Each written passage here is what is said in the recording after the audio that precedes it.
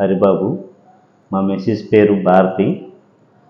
తనకి చిన్న ప్రాబ్లం గొంతు దగ్గర వచ్చింది. బయట 2-3 సార్లు చూపించాము. అయితే క్యాపిటల్ హాస్పిటల్కి వెళ్ళమని చెప్పారు. మా చుట్టాలందరూ బాగా చూస్తున్నారని చెప్పారు. అయితే అక్కడికి వచ్చాము.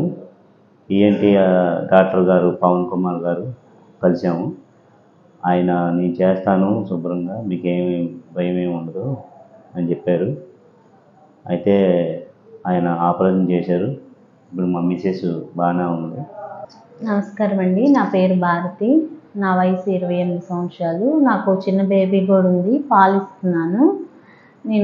నాకు ఇదివరకే థైరాయిడ్ ఉంది.